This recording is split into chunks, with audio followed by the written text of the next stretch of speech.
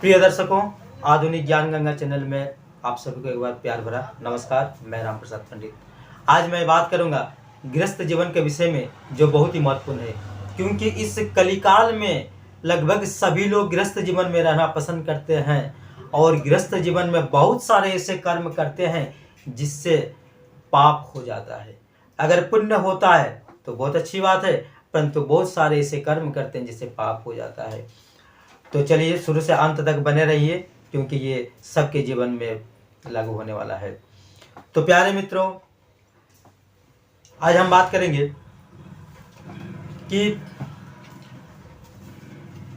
पद्म पुराण में उत्तरकांड में 112 श्लोक 16 पेज पर लिखा हुआ है कि प्रजाभ्याम पुण्य पापानाम राजा षष्टांग समुद्रेत शिष्याद गुरु स्त्रियो भारता पिता पुत्र तथैव च।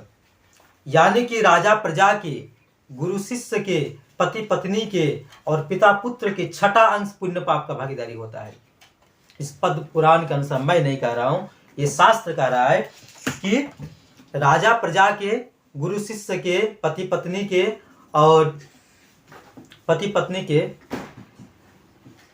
छठा अंश पुण्य पाप का भागीदारी होता है। यानी जब कोई राजा अपने राज्य व्यवस्था को सुचारू ढंग से नहीं चलाते हैं, प्रजा गलत करते हैं, तो प्रजाओं के द्वारा किया गया पाप राजाओं को लगता है। अगर शिष्य कुछ गलती करते हैं तो शिष्य के द्वारा किया गया पाप गुरु को भी लगते हैं, क्योंकि गुरु का कर्तव्य होता है शिष्यों को समझाना, शिष्यों को मार्गदर्शन करना। और पति पत्नी के, यानी पत्नी जब कोई गलत काम करते हैं तो इसका भी पाप पति को भी लगता है, क्योंकि पति का कर्तव्य होता है पत्नी को संस्कार के साथ साथ पति को समझाने का, पति को अच्छे मार्ग पर चलाने का और निगरानी रखने का, ये पति का भी फर्ज बनता है। इसी प्रकार पिता पुत्र के, पुत्र जो करते हैं उस पर पिता का बहुत बड़ा जिम्मेवारी होता है, माता पिता दोनों का, कि पुत्र किसी संस्कारवान हो। इसके लिए मैं एक भजन की रचना खुद करके उसे गाया भी हूँ। हमारे इसी चैनल में आप लोग देख सकते हैं कि बच्चों से बढ़कर जग में नहीं दूजा कोई खजाना, जिसको तूने जन्म दिया दिल उसका नहीं रुलाना। तो मैं बात कर रहा हूं कि गृहस्थ जीवन में बच्चे और पति के लिए स्त्री जो भी काम करेंगे, वो काम जो अभिभावक है उनको लगता है। इसको और एक दूसरे उदाहरण से हम लोग समझते हैं। आप लोग सभी जानते हैं कि गांव में बीमा कराते हैं, किसी एजेंट के पास पॉलिसी कराते हैं, और पॉलिसी कराने के बाद उस एजेंट को कंपनी की ओर से कमीशन मिलता है। ऐसा क्यों? क्योंकि आपने बीमा कराए, आप पैसा दिए और कंपनी को भी प्रॉफिट होता है, जिसके कारण एजेंट को क्या करते हैं, कमीशन मिलता है। इसी प्रकार से जब कोई बच्चा गलती करता है और माता पिता संस्कार नहीं दे सकते हैं, बच्चों पर सही ढंग से देखभाल नहीं कर पाते, अच्छा परवरिश नहीं करते हैं, तो वो बच्चा आजीवन जो कर्म करेगा, आजीवन दो ही कर्म कर सकता है, एक तो सुकर्म कर सकता है, एक तो कुकर्म कर सकता है। तो अगर सुकर्म करेगा तो इसका पुण्य माता पिता को पहुंचता है, और अगर कुकर्म करता है तो उसका भी पाप माता पिता को पहुंचता है। इसलिए माता पिता का कर्तव्य है कि बच्चों को संस्कारित करें, बच्चों का परवरिश अच्छे ढंग से करें।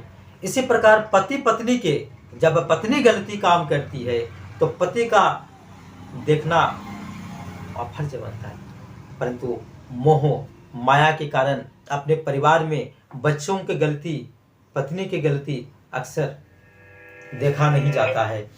तो ऐसा नहीं होना चाहिए, क्योंकि इस लोक से चले जाने के बाद परलोक में भी ये कर्म पीछा नहीं छोड़ता।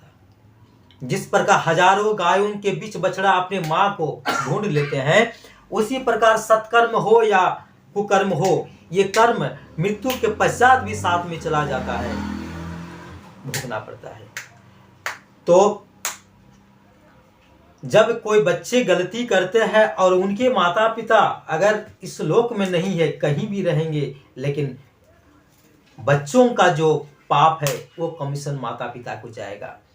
पत्नी अगर कोई को कर्म करेंगे और पति अगर नहीं भी है, पति को भी इसका कमीशन जाता है। इसलिए ये बहुत ही आवश्यक है कि इस पद्म पुराण के इस श्लोक के अनुसार पति पत्नी के, गुरु शिष्य के, राजा प्रजा के और पिता पुत्र के पुण्य का और पाप का अंश भागीदारी होता है।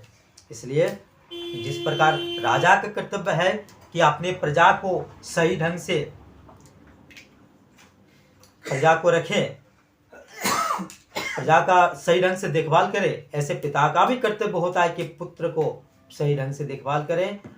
पति का भी कर्तव्य होता है कि अपनी पत्नी पर नजर रखें।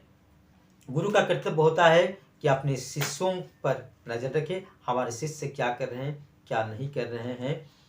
तो प्यारे दर्शकों, अगर अच्छा लगा होगा तो इसे चरितार्थ करने का प्रयत्न करेंगे। इसी के साथ नमस्कार।